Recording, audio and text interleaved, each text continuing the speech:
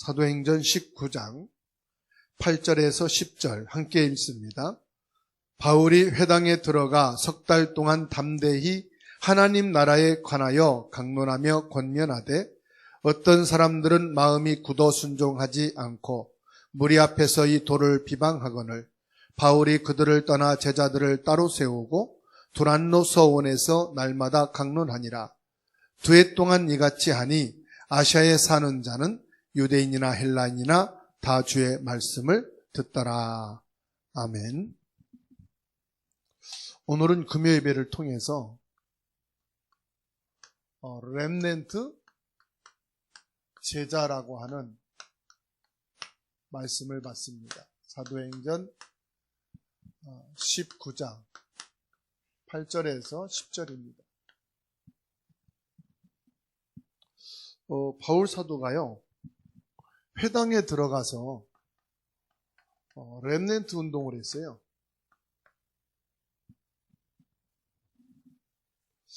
오늘 말씀 보면 석 달 동안 담대히 하나님의 나라를 강론하고 권면했다. 무엇을 가르쳤느냐? 하나님의 나라를 말씀하셨습니다. 지금 온 세상은요, 완전히 흑암의 나라로, 흑암의 나라라 이 말은 사단이 지배한 나라. 모든 문화가 흑암 문화로, 모든 경제가 흑암 경제로. 그러니까 여기에서요, 눈에 안 보이게 무슨 영향을 받느냐? 이 우상의 영향을 받습니다.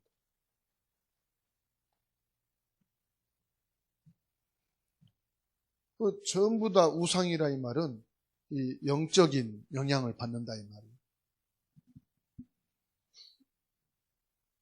뭐 영상도 그렇고 인터넷도 그렇고 모든 미디어가요, 귀신판이고요. 모든 게임이요, 막 귀신이 나오고 잔인하게 막 죽이고 보복을 하고 피를 흘리고 복수하고, 다시 말하면 다 때려 부수는 거예요. 살리는 게 하나도 없어요. 살리는 게임이 없다니까요. 살리는 문화가 없어요. 그러니까 완전히 영적으로 시달릴 수밖에 없습니다. 다 영적으로 시달려요. 삶 속에서 시달리고, 꿈에서 시달리고, 일에 시달리고, 공부하는데 시달리고.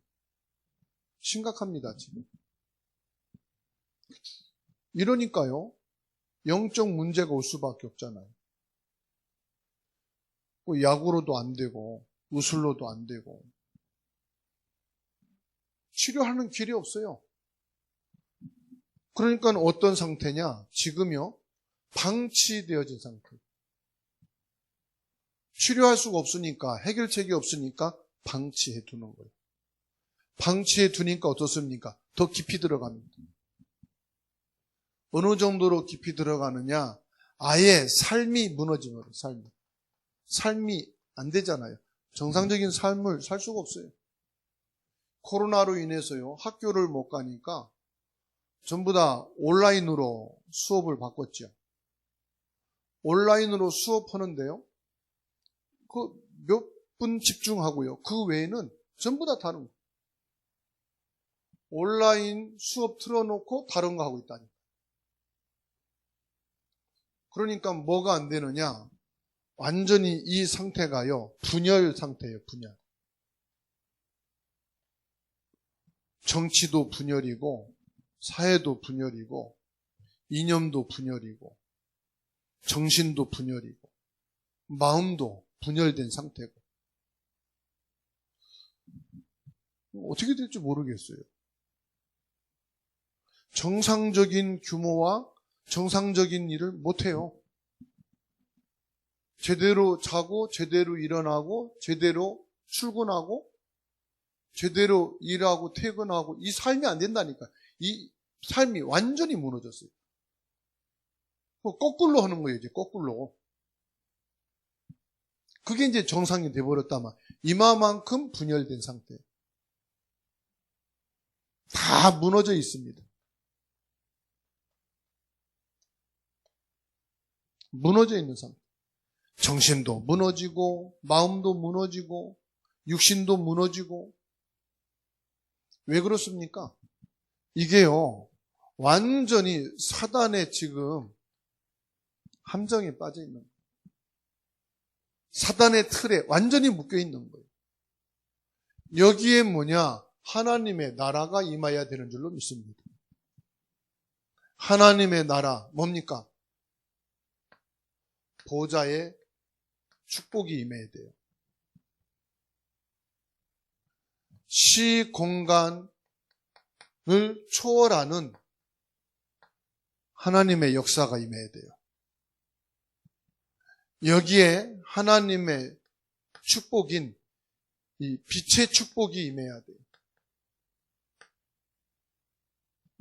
그래야만이 치유하고 살릴 수가 있어요. 그래서 바울 사도는 이미 이것을 알고 있었는 거예요. 여기 해답을 알고 있었다. 그러니까 권면하고 가서 집중해서 메시지 전 게 뭐냐? 하나님의 나라. 석 달 동안을 하나님 나라를 강론하고 권면했다 그랬습니다. 물론 못 알아듣는 사람이 있어요. 그러나 그 속에서 알아듣는 사람이 있다는 거예요. 알아듣는 뭐가 있단 말입니까? 제자여 알아듣는 것이. 알아듣는 게 제자요. 그래서 못 알아듣는 사람들은 비방하고 지금 그게 뭐가 필요하냐 그러고 대적하지만은 알아듣는 사람을 두란노 소원에 따로 모아가지고 제자들만 따로 모아가지고 2년 동안 집중한 겁니다. 아무리 온라인 시대에도 알아듣는 제자가 있어요. 아무리 코로나 재앙의 시대에도 알아듣는 제자가 있어요. 그 제자들을 따로 두란노 소원에 모아서 집중한 겁니다. 어떻게 됐습니까? 여기에서 나오는 하나님의 역사 보세요.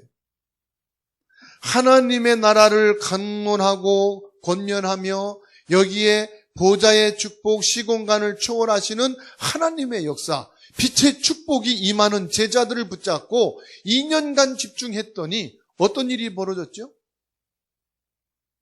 9절로부터 나오잖아요. 뭡니까? 20절까지 보세요. 귀신이 쫓겨난. 이 서원은 그렇게 좋은 환경이 아니라고 합니다. 우리가 생각할 때 서원 그러면 서당 깨끗한 흰옷을 입고 서당 선생님이 앉아서 가르치는 그걸 생각하는데 여기 유대 나라에서 서당은 그렇게 좋은 환경이 아니래요. 험한 창고와 같은 곳인데 이런 데서 뭐 하느냐? 이렇게 가죽으로 신발을 짓는다든지 가죽 옷을 꼬맨다든지 이런 일을 한다는 거예요. 그러니까 허드렛 일을 하는 곳이란 말이에요. 그래서 여기 앞치마라는 것은 가죽을 짓고 본드를 묻히고 그러면은 옷이 헤어지니까 앞치마를 이렇게 두르잖아요. 거기에다가 이제 대구산 본드칠도 하고 가죽 일도 하잖아요. 그런 앞치마라는 거예요. 그런데 이 모인 지역의 사람들이 얼마나 지금 이런 상태로 심각한지 바울이 두르고 있던 그 작업복 앞치마를 갖다가 사람들이 많으니까 바울이 움직이는데도 한계가 있는 거예요. 사람들이 그렇게 시달리고 음집하고 모이니까. 그래서 바울이 이렇게 몸에 두르고 일하는 앞치마를 갖다가 놔도 막 기적이 일어나고, 노동을 하면서 땀을 흘리면 닦고 그러잖아요. 수건 있잖아요. 수건 갖다가 얹어도 치유되는 역사가 일어나고 귀신이 떠나가고, 그런 막 대역사가 일어난 거예요. 귀신이 쫓겨나고 온갖 불치병이 치유되고, 이런 영적 문제 방치되어지고 삶이 안 되고 온전히 영적 문제로 분열되어지고 완전히 무너진 사람들이 뭐가 되느냐? 이게요, 회복되는 역사가 일어나는 거예요.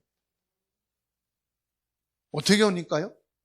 하나님의 나라의 축복이 임하는, 알아듣는 제자들 가지고 2년 동안 집중하니까 이게 집중의 역사입니다. 집중의 축복입니다. 그래서 온라인 예배도요, 이 영적인 비밀, 하나님 나라의 축복을 알고 온라인으로 집중해버리면요, 이런 귀신이 떠나가고 치유되고 회복되어지는 축복이 임하는 줄로 믿으시기 바랍니다. 그러면 교회에서 하는 예배는요, 이거는 우리 인생의 전부요. 왜 예수님이 이 땅에 교회를 세워놓고 갔겠어요? 예수님이 쓸데없이 돈 들여서 교회를 세우게 하셨겠냐 이 말이에요. 사람은요, 모이고 하나님 앞에 찬양을 하고 이 영적인 공간 속에서 성령이 임재하시고 보좌의 능력이 임하는 이 예배를 통해서 하나님은요, 역사를 이루어 가시고 시대를 이루어 가시고, 많은 노예 시대, 포로 시대, 속국 시대, 공산주의 시대, 전쟁의 시대를, 위기를 넘어서면서 살아올 수 있는, 발전할 수 있는, 하나님의 축복 속에서 선교할 수 있는 이런 문이 열린 것을 믿으시기 바랍니다. 그래서 혼자 예배한다는 것은 불가능한 겁니다. 우리 인간이 그래요. 혼자 뭐가 된다 안 됩니다. 오늘 장모님이 그러더라고요. 목사님, 집에서 온라인으로 예배를 드리니까요, 예배가 안 돼요. 그래가지고 영상으로 예배를 드리더라도 교회 빈 곳에 가서 예배 드리는데요, 영적 중심이 달라지고 생각이 다르더라.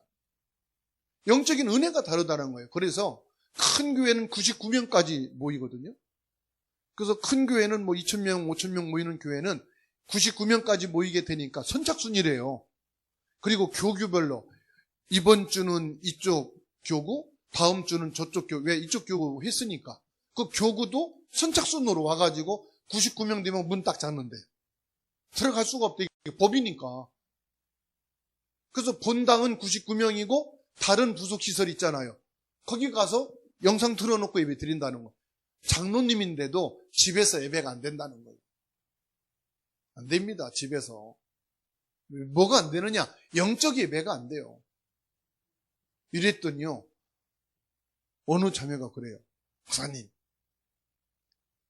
예수님께서 수가성 여인에게 예배는 저기서 여기서 드린 게 아니라 신령과 진정으로 어디서든지 하나님 앞에 예배 드릴 수 있는 거 말씀하셨습니다. 맞아요. 그거는 교회가 없을 때, 예수님이 십자가를 완성하시고 부활하신 뒤에 이 보좌의 축복과 시공간을 초월하여 빛으로 성령의 역사하심이 없을 때 하시는 얘기.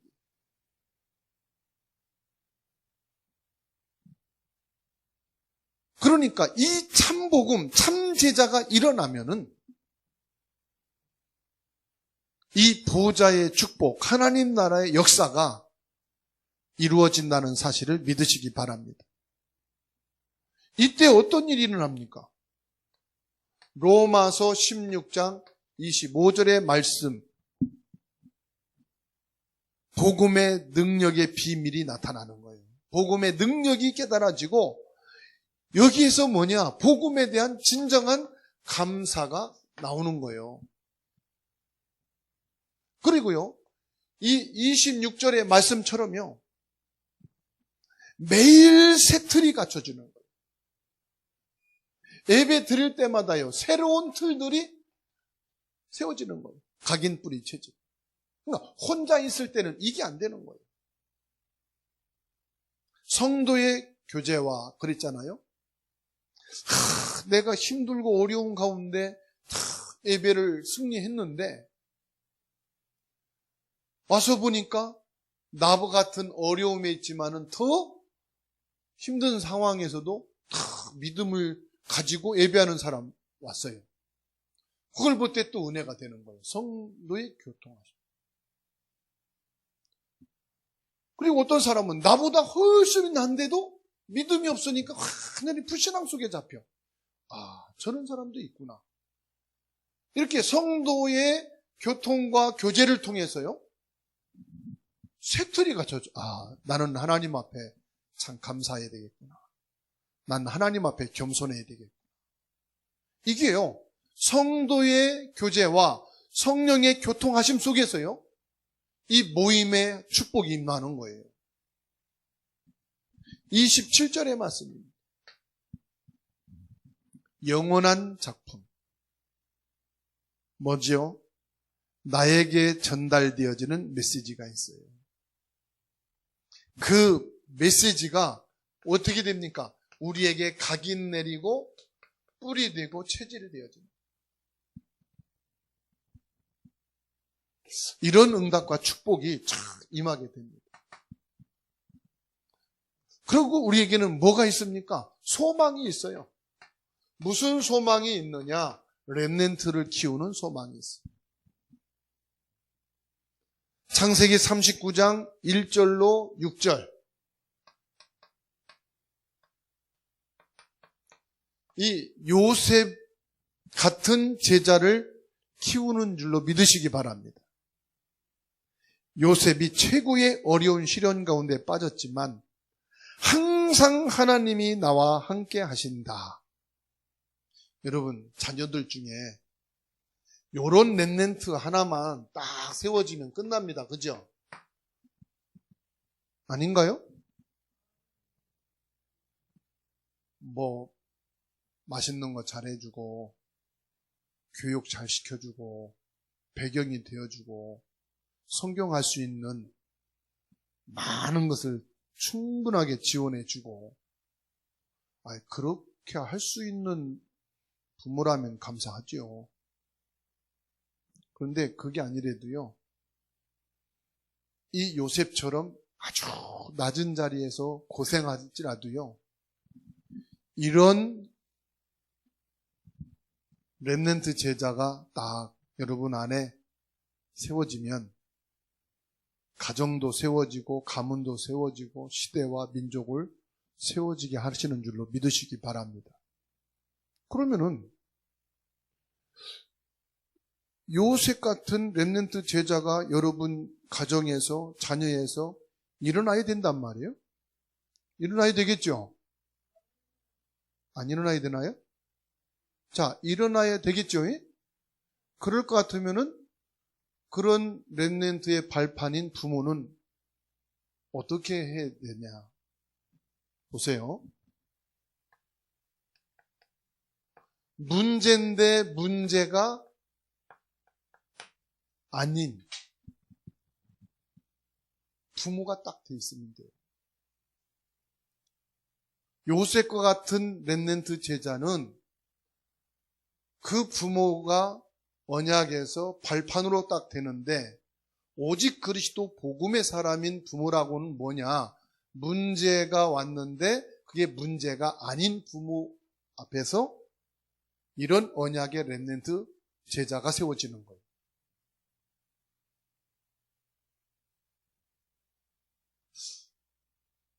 망했는데, 사건이 터졌는데 이것을 하나님이 형통한 길로 인도하시는 길이구나, 이렇게 받아들이고 그렇게 사는 사람 위에 이런 제자가 세워지는 거예요.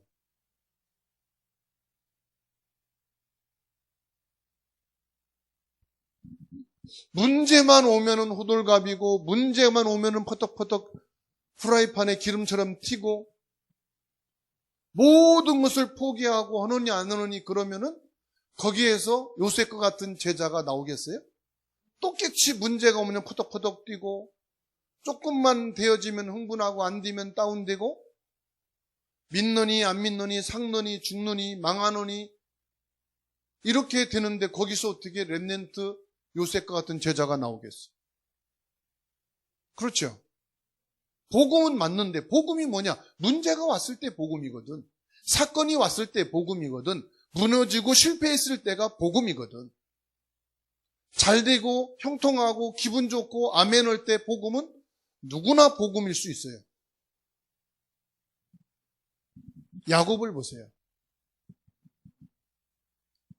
요셉이 짐승에게 잡혀 죽었다고 겉옷을 피 묻은 것을 형들이 가지고 왔을 때 그냥 슬퍼 울고 탄식하면서 그거를 마음에 담았어요.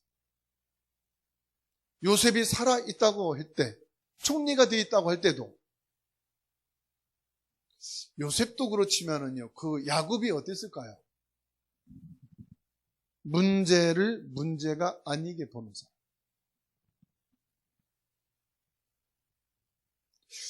그러니까 요셉이요, 주인에게 하나님이 함께 하심을 보여주는 증인이 된 거예요. 증인은 뭐요? 문제가 왔을 때 하나님이 함께 하시는 증인. 사고가 터졌을 때 하나님이 함께 하시는 증인. 망했을 때 하나님이 함께 하시는 증인. 그래서 묵묵하게 자기에게 주어진 것을 최선을 다해서 하나님이 주시는, 하나님이 함께 하시는 이 힘을 누리면서 그것을 되어지고, 그것을 성공되고, 그것을 형통하게 되는 길로 간 거예요. 그러니까 저게 똑같은 노예인데 다른 노예라. 그죠? 저게 똑같은 놈인데 싹수가 있다. 뭐가 있습니까? 이게 있는 거지. 우리들이 요셉처럼 세상 문화에 휩쓸려 가는 것이 아니라 하나님이 함께 하시는 형통한 증인이 되면 됩니다. 뭘 보고요? 늦지 않았어요. 우리 자녀들, 우리 렘넌트들이 이런 제자로 설 소망을 보시고. 아시겠죠? 여러분 자녀가 40, 50, 60에도 상관없어요. 모세는 80에서 됐어요. 출애굽기 3장 1절에서 20절입니다. 누구지요? 여러분 잘 아는 모세입니다. 이 모세와 같은 렘넌트를 키운 거예요. 모세가 그냥 하늘에서 떨어진 게 아니에요. 모세가 부모, 주변 사람 없이 되어진 게 아니에요. 하나님께서 내가 내 백성을 애굽에서 고통당하는 것을 보고 듣는다. 내가 그들을 젖과 꿀이 흐르는 땅으로 데려가겠다. 그러면서 하나님이 하실 줄 알았지. 그러면서 하나님 말씀하기를 모세야, 네가 가라 그랬어요. 237 복음화 5천 종족. 우리가 오는 세대 렘넌트 복음합시다. 여러분 아멘 그러죠. 그러면 이종욱 권사님 이거 하세요? 예? 그러겠죠. 유인순 집사님이나 박 권사님 보고 하라고 뭐라고 그랬어요?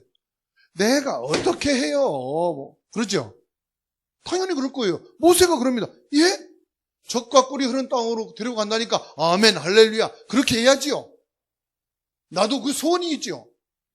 모세야 네가 해라니까 예?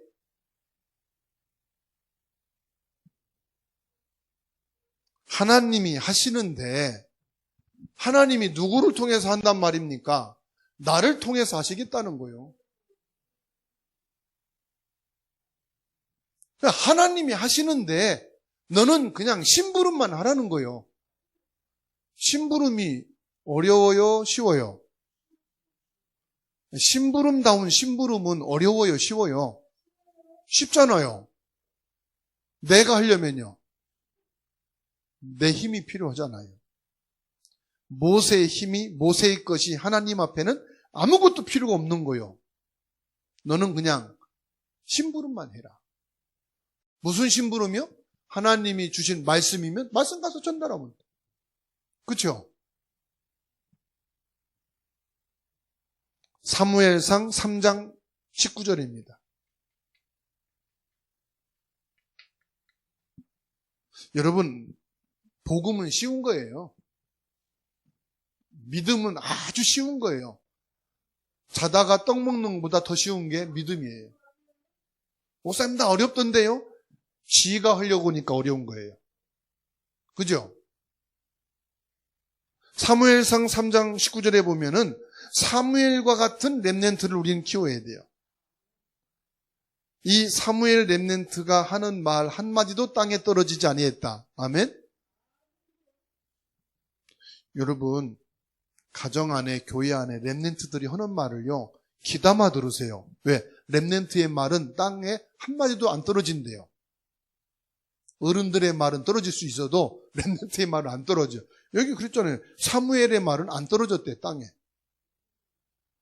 렘넌트의 말을 잘 들으세요. 무시하지 말고 막 그냥 함부로 듣지 말고 자세히 들으세요. 사무엘상 16장 1절로 13절입니다.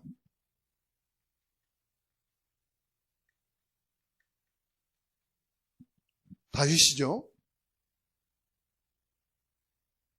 23절입니다. 다윗입니다. 다윗이 이날 이후로 여호와의 영에 크게 감동되었다. 이날 이후가 언제입니까? 사무엘이 다윗에게 기름을 부은 날 이후부터. 사무엘이 다윗의 머리에 손을 얹고 축복기도 한 날 이후부터. 다윗이 사무엘을 통해서 언약의 메시지를, 하나님의 메시지를 정확히 들은 그 다음 이후부터. 메시지를 가슴에 담고 그 메시지를 붙잡고 믿는 그 이후부터 여호와의 영이 다윗에게 크게 감동되었다. 성령 충만했다 이 말이에요. 이날 이후로요, 다윗이 찬양할 때 악신이 떠나갔어요. 치유되는 역사가 일어났다니까요. 회복되는 역사가 일어났어요. 열왕기하 2장 9절에서 11절입니다.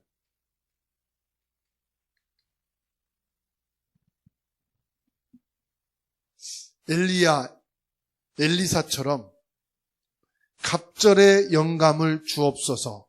영적인 게 뭔지를 알고 영적인 비밀을 알고 이 영적인 축복을 구하는 렘넌트 제자가 여러분 가정 안에 세워지기 바랍니다. 여러분 가정 안에 자녀들이 다 늙었다고 생각해서 아멘 안 하는 것 같은데 아직 80 안 됐잖아요. 여러분 자녀들이요. 소망을 갖고 아멘 하세요. 여러분 자녀 중에 80 된 분 손 들어보세요. 아들, 딸들이. 아직 없잖아요. 여러분도 아직 80 안 됐는데 아멘 안 해요. 온라인으로 듣는 분들이 아멘 소리 들릴 정도로 크게 아멘들 하세요. 왜냐하면 교회에서 아멘을 해야 온라인 속에서 예배 드리는 분들이 목이 소리만큼 아멘 나오거든요.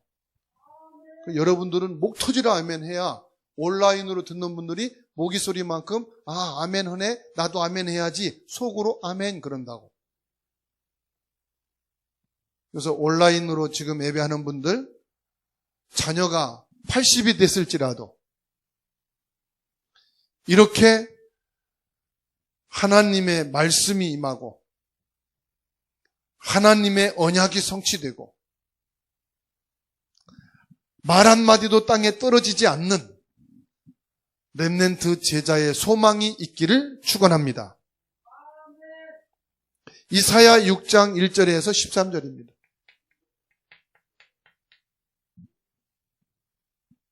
이사야 같은 구루터기, 남은 자, 거룩한 씨, 이런 렘넌트가 세워져야 되는 줄로 믿으시기 바랍니다.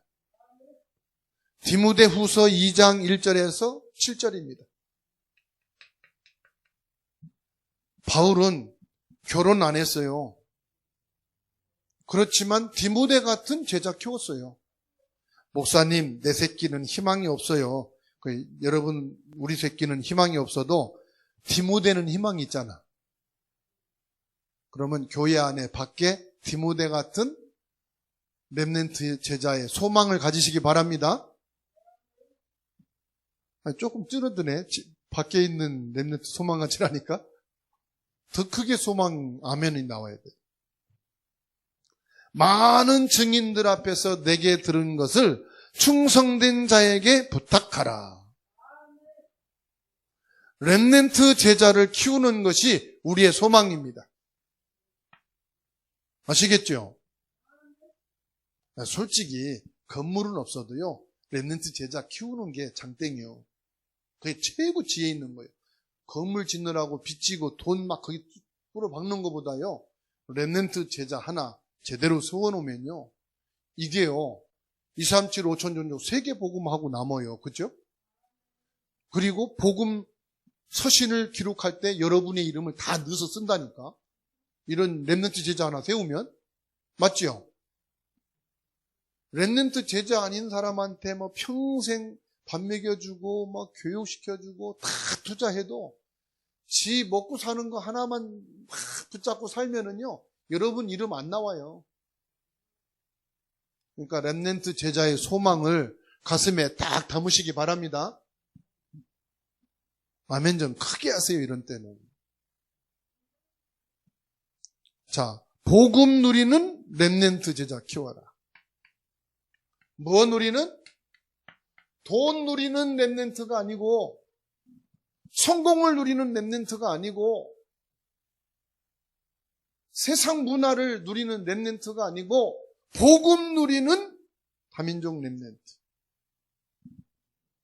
예수님이 말씀했어요. 마태복음 28장 16절에서 20절.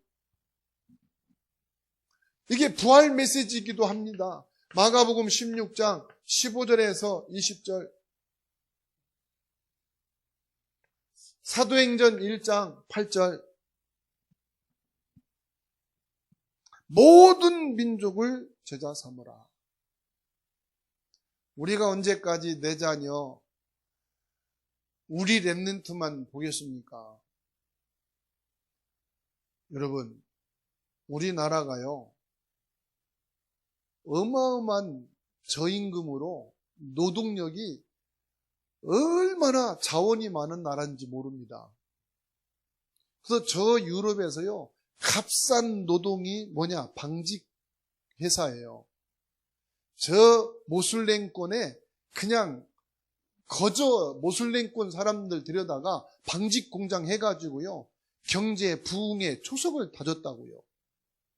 그런데 이 임금이 올라가니까 이 유럽에 있던 모든 방직 공장이 어디로 왔습니까? 한국의 인천으로, 구미로 막 들어온 거예요. 부산으로. 한국의 그 싼 임금을 가지고요, 어마어마한 방직 공장이 막 크기 시작해서 한국의 경제 기초를 다져놓은 거예요. 이게 이제 노동력이 비싸지고 노동자가 이제 없어요. 왜냐? 저출산으로 인해서. 한 가정에 1명, 2명 낳다 보니까 우리 부모들은 최하가 6명이란 말이에요. 5명이고. 그때는요, 저 임금, 저 노동으로 인적 자원이 많으니까요, 무슨 일을 갖다가 해도 한국이요, 전부 다 만들어가지고 역수출을 했다고요. 기술을 가져오고 그 재원을 가지고 와서 만들어가지고 역수출을 했다니까. 그래서 한국이 경제의 기초를 다져준 거예요. 그런데 이제는 산하 제한을 하면서 한 집안에 한둘씩 낳게 된 거예요. 그러니까 일할 노동이 없잖아요. 그래서 어디서 왔느냐? 저 모슬렘권에서 막 밀려오기 시작하는 거예요. 중남미 쪽에서 막 밀려오고요, 러시아 쪽에서 오고. 여기에요, 많은 값싼 노동력만 온 게 아니라요, 그들의 종교를 가지고 들어온 거예요. 자기들의 신앙을 가지고 들어온 거예요.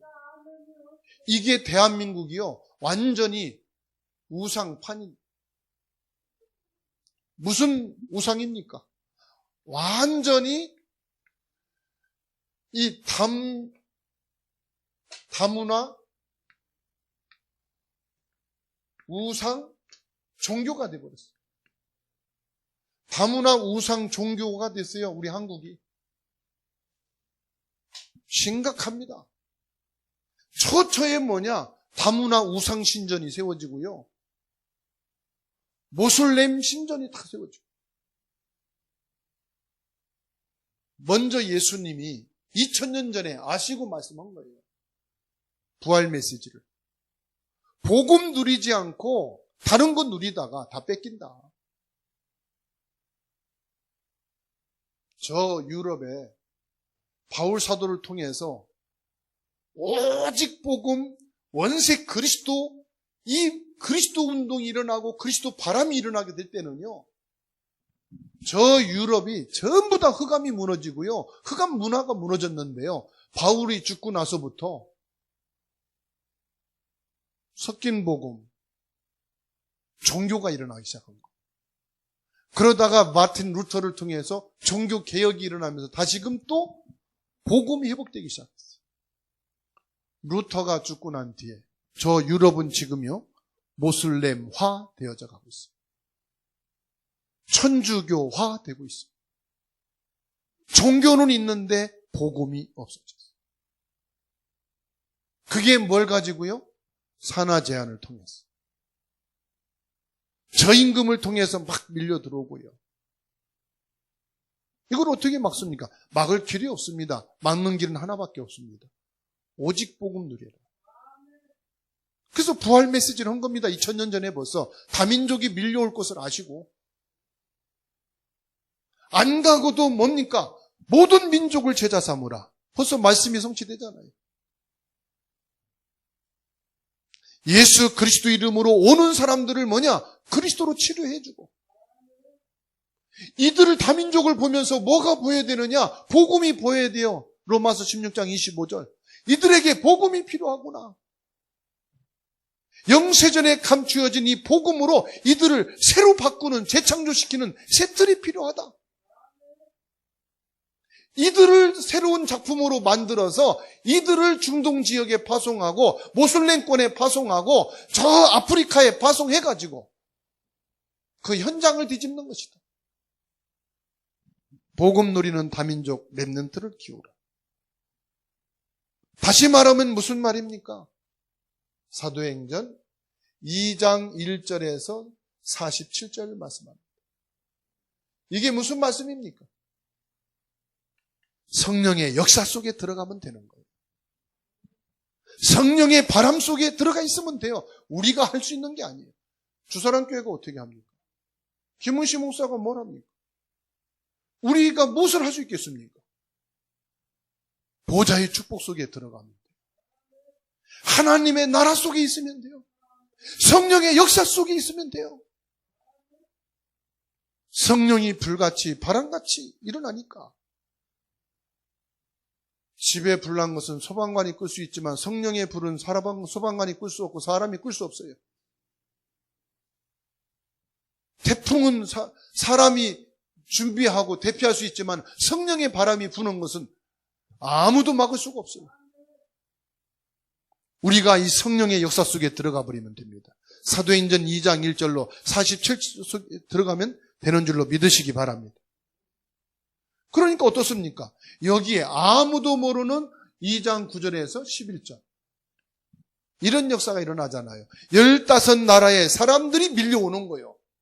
예비된 제자들이 오는 거예요. 복음의 사람들이 몰려오는 거예요. 어디에서요? 보좌의 시공간을 초월한 하나님의 역사를 가지고 237 빛의 축복을 가지고 하나님이 밀어붙이는 거예요. 어디에? 여러분 앞에. 우리에게. 아멘? 하나님이 하시면 되는 겁니다. 예루살렘의 교회로 가지 않고 마가 다락방에 가서 보는 거예요. 이게 성령의 역사인가. 그런 날이 저는 오리라고 확신합니다. 우리가 하는 것이 아니고 하나님이 하시면 돼요, 안 돼요? 성령의 바람이 불면 돼요. 그래서 젊은이는 환상을 보고 늙은이는 꿈을 꾼다. 뭡니까? 성령의 바람과 성령의 역사가 일어나면은 하나님이 하시는구나. 하나님 나라의 꿈을 꾸라. 보호자의 축복의 환상을 보라. 237 렘넌트가 몰려올 것을, 5천 종족에게 복음이 전달될 것을 꿈을 꾸시기 바랍니다. 가르침을 받는 제자로 세워지면 되는 줄로 믿습니다. 그러니까 사도행전 17장 1절, 18장 4절, 19장 8절에서 10절 이 회당운동이, 렘넌트 제자운동이 일어났습니다. 한국에서 전 세계로 흩어진 때가 언제냐? 자녀를 많이 낳은 인적 자원이 많을 때, 한국에 일할 데 없고 먹을 데 없고, 그죠? 그래서 외국으로 다 나갔던 거예요. 여러분 옛날에 저 사우디 건축 현장에 나가서 노동하고 이랬던 거 아시죠? 그게 바로 흩어진 자, 나그네, 남은 자요. 그래서 자녀 하나 둘밖에 못 낳은 분들은 회개하고 렘넌트 제자 키우셔. 5, 6명 낳은 분들은 그 제자들, 자녀들 속에 렘넌트 제자 하나 찾으시고, 여기 보니까 다 회개할 사람들밖에 없어. 5명, 6명 애기 못 낳은 분들이 많으니까. 하여튼 간에 렘넌트 제자 우리는 키워야 되고 남기고 가야 돼. 아시겠죠? 아니 무슨 백장이 있어서 그래. 자녀를 하나만 낳고 둘만 낳았어요. 6씩 낳아야지. 그래서 렘넌트 운동 해가지고 렘넌트 제자를 남겨야 되는데, 우리나라가요 5명, 10명, 막 7명, 저희 어머님은 7명 낳았어요. 저희 할머니는 12명 낳았어요. 사촌들 모이면 7, 80명인데 전 누군지 몰라요. 이제 조카는 이제 가다가 싸워도 죽한지도 몰라 이제. 얼마나 많이 확산됐는지. 그러니까 저희가 어릴 때는요, 밥 먹자 그러면요, 안 굶기 위해서 먹는, 눈 뒤집어 까고 먹는 게 이제 살아남는 길이요. 신부름 갔다 오라고 하면 안 가요. 왜? 밥때 됐는데 신부름 갔다 오면은 다 먹는데? 그래서 옛날에 그랬어요. 잠자는 놈은 목은 없어도 집 밖에 있는 놈 목은 있다고 그랬어요. 왜? 그래야 신부름 갔다 오거든. 식구가 많으니까 밥상을요 3개 차렸다니까 우리 집은. 7명이 밥을 먹어야 되니까 밥상이 3개 있어야 돼. 그러니까 먹고 사는 게 이제 이거 생존 경쟁이란 말이요. 그러니까 해외로 막 간 거요. 지금 다민족이 그래요. 저 모슬렘권이 그래요. 먹고 살아남기 위해서 나오는 겁니다. 그러면 이들이 흩어진 자고 나그네고 남은 자 중에 렘넌트 제자를 찾는 거예요. 이제 우리 자녀들은 여러분 고생해서 잘 양육하고 다 키워서 지들 밥벌이 다 해요. 이제 용돈 주는 거 신경 안 써도 돼요. 이제 뭐냐? 렘넌트 제자 기도합시다. 렘넌트 제자에 대한 소망을 가집시다. 이런 렘넌트 제자에 대한 소망을 갖고 뭐 하면 되느냐? 또 뭐 하려고 하면 안 돼. 그러면 또 내 새끼 같은 작품이 나와. 복음 누리면 돼. 복음 누리면. 복음만 누리자. 복음 누리고 있으면은 복음 누리는 게 뭐냐? 문제가 와도 이건 문제가 아니다. 그러면 돼. 사고가 터지고 망해도 이건 망하는 길이 아니다. 하나님이 새로운 축복의 문을 여시는 것이다. 아, 우리 집에도 요셉을 하나님이 내주려나 보다. 우리 집에도 모세와 같은 렘넌트 제자를 하나님이 지금 비밀리에 작품을 세우고 있나 보다. 이런 때 아멘 나온 게 진짜 믿음이요. 우리 집에도 다윗과 같은 렘넌트 제자를 하나님이 지금 작품을 만들고 있구나. 크게 아멘 해도 돼요. 그러면은요, 이게 복음 누리는 거예요. 아시겠죠?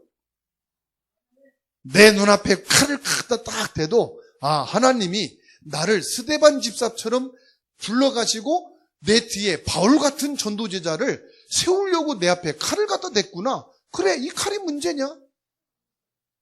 그렇지요?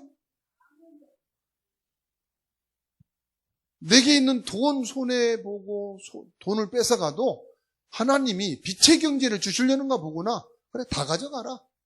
돈 안 뺏기려고 싸우다가 강도에게 칼 맞고 죽지 마시고 다 주세요, 그냥. 그죠? 우리는 뭐냐? 렘넌트 제자. 요거 하나만 딱 마음에 담고 기도합시다. 기도합니다.